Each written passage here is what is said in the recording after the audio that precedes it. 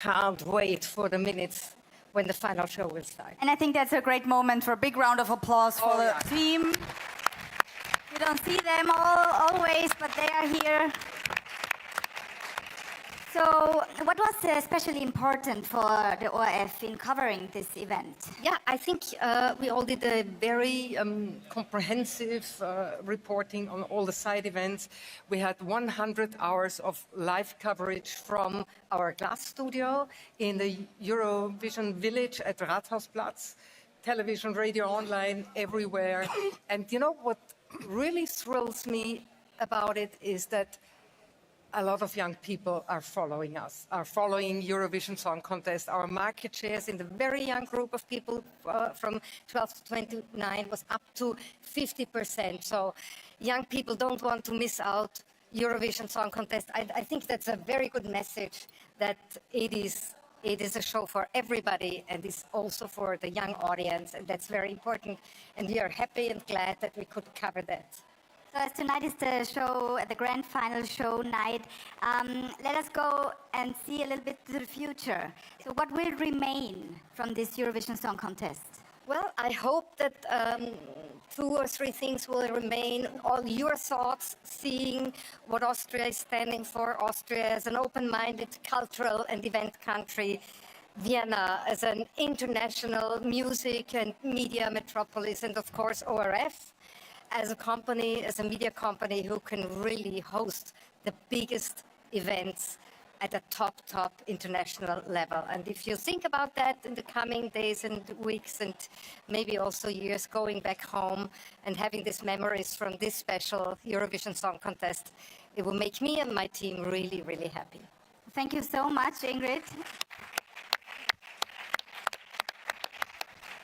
Michael, you have been at the center of this production for months, almost a year now. When we started, I remember the first press conference we were holding in the OF.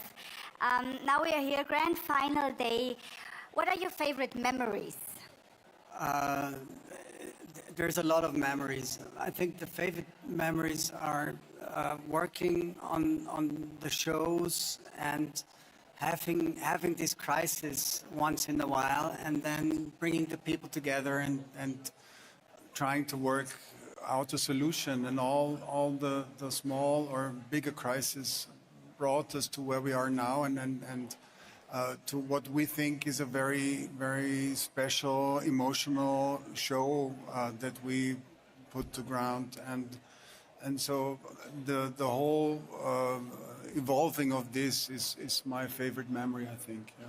And did everything happen the way you imagined, or were there still moments that surprised you? There were surprises Has to all be over. that way, right? Almost nothing was the way I imagined it, but most of the things were a lot bigger and more emotional and greater than I expected them. And I think we achieved to create a very good bow of emotion from the start in the first semi, where we celebrated the life of Tony and 70 years of Eurovision, to the end of the grand finale with the love story of the beautiful city we're in right now, Vienna.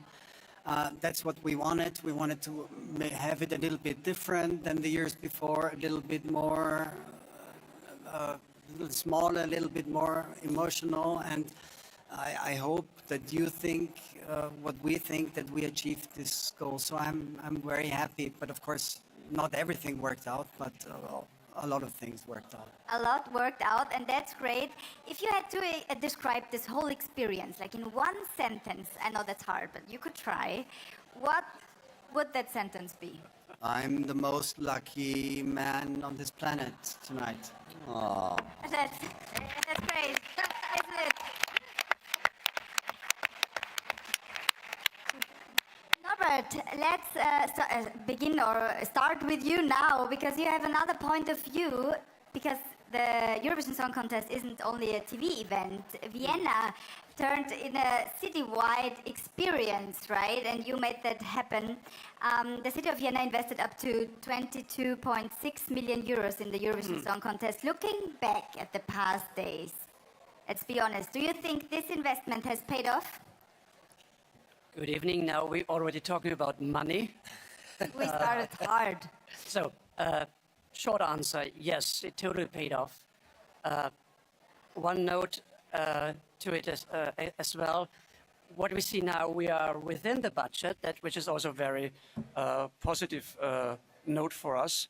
But I really want to stress that this week has been, or this year actually has been an extraordinary experience. We are very proud together with EBU and ORF, and as host city to be the host city of such an extraordinary event, like we did 11 years ago.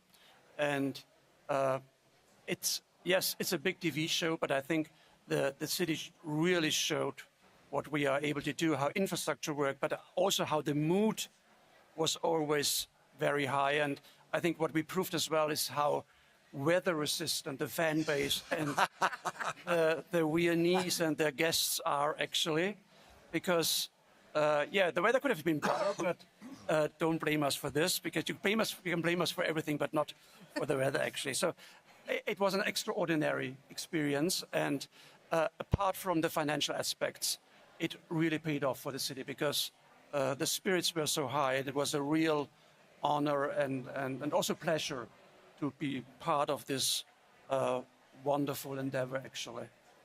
And is there a difference between the Eurovision Song Contest and other major events that Vienna is hosting? Is there something you could share with us? Oh, we host a lot of big conventions and meetings, but they're of course more intimate, so that's not so visible in the city. So maybe this is the biggest difference. So Eurovision is not just limited to the venues. It's all over town. People are celebrating. 2/3 of the Viennese people are completely excited about Eurovision. And you really could feel this power and this wave during this week. And I think that made a lot of the success, what we can say now, of this week and the events here in the Stadthalle, but also all over town. What do you think? What could this Eurovision Song Contest mean for Vienna in the long term, looking forward? You know, you always have to prove what you are stating about your city. And everybody knows we are a global hub for classical music. And very often aspects that we are one of the youngest cities in Europe, that we are very contemporary, modern city. Pop culture as it is sometimes overshadowed by this huge image of high culture and classical culture. And I think Eurovision really adds up to this more contemporary facets of the city. And again, a proof that we are able to participate and organize such a global event. And we are able to party. We will show Absolutely. that tonight. So we have a moment for some questions. Okay, you're ready to party, but maybe you want to ask some questions. We don't have so much time like yesterday or the night before, but we have some time. So we'll start there in the third row, please. Hello, thank you very much. My name is Antonio Sanchez with EFE, the Spanish news agency. Mr. Green, the president of the Spanish national broadcaster reacted to your comment about the potential comeback of Russia to Eurovision, saying that this could be an insult to European values. Could you react, or do you want to react to this reaction? And more important, could you elaborate a little bit about this eventual coming back of Russia? Could this happen under the current circumstances of the ongoing war of aggression in Ukraine? Thank you.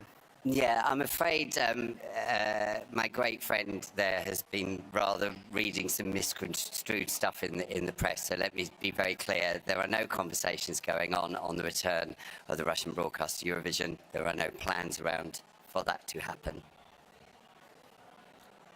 So we move on, maybe here in the first row, please.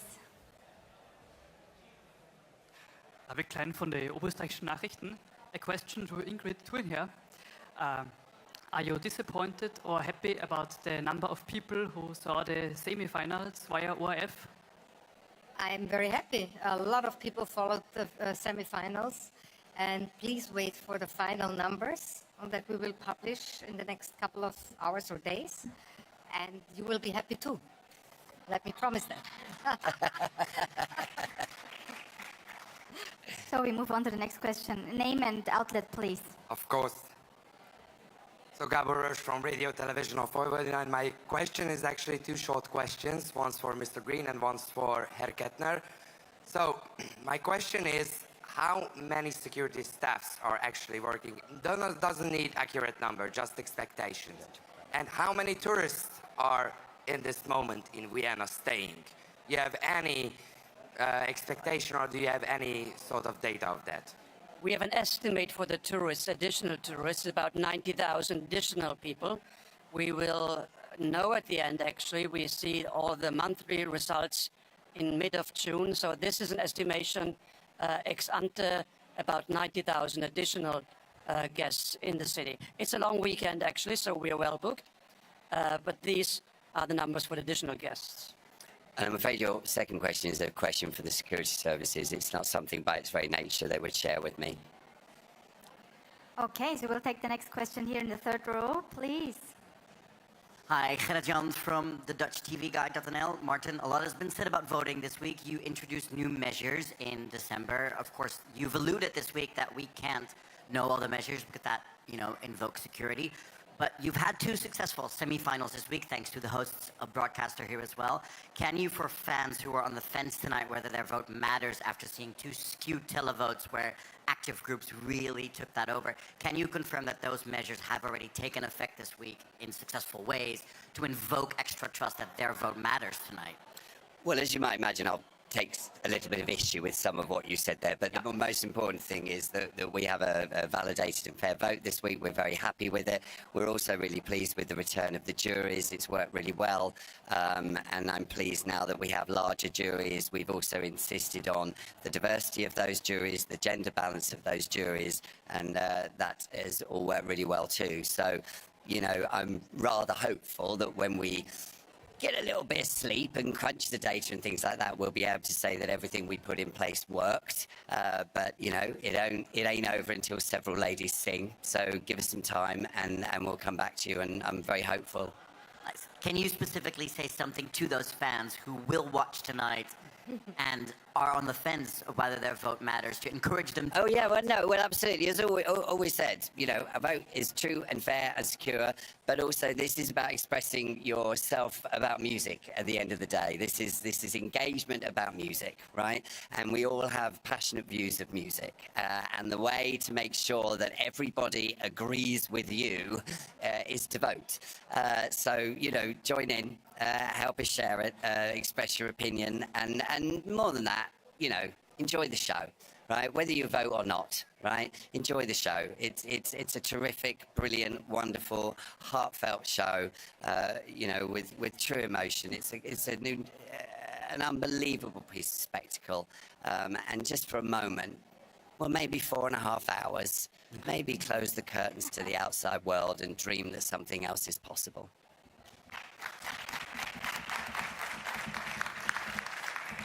So we have some time for one last question here in the audience, and then I have two more here on the tablet. Please, go ahead. Thank you. A question for Ingrid, please.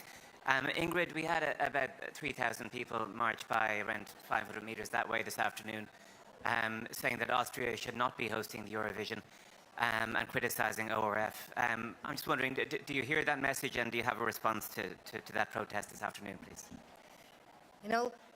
Everybody has his opinion. That's the nature of democracy. And as for this night, we would really like, for a couple of hours, to have music have the whole, attention at this Eurovision Song Contest. Everybody is heard. Everybody has his right to say his opinion tonight. It's the musicians to take the voice and the stage, and that's what I want to say about this. Thank you. So there's a question here on our iPad by Benedict for Michael Grün. Why were no contest credits shown at the end of the semi-finals? Are they planned for the final? We just didn't do that because it would have taken a very long time. There's so many people taking part in this show experience. Of course, we will show the credits after the finale tonight. And then there's one last question for Martin. Is Martin satisfied with the direction the competition is taking? Does he still think the contest truly preserves the spirit of love, peace, and understanding? Martin? Yes, but yeah, I do. I really do. I like I've said all week.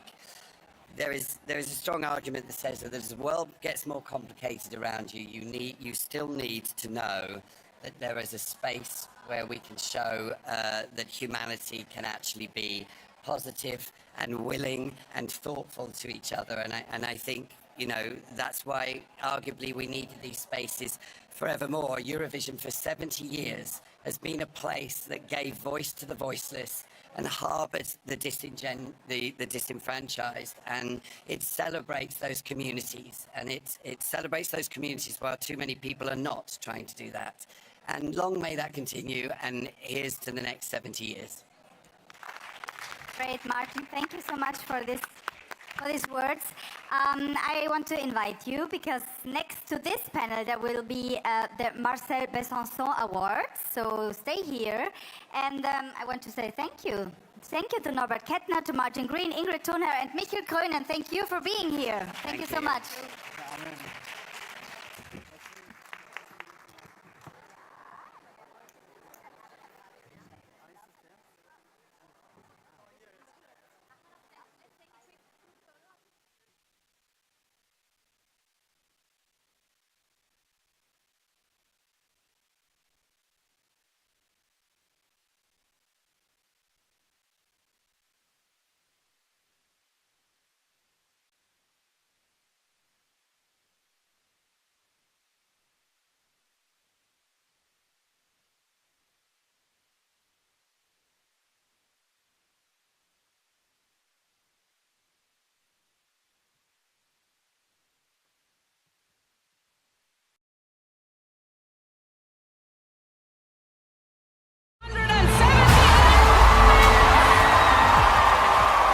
Neuigkeiten gibt es in Sachen Eurovision Song Contest. Damit hat ein Zweikampf zwischen Wien und Innsbruck begonnen. Wollt ihr, dass der ESC 2026 in Wien oder in Innsbruck stattfindet? In Wien! Vienna!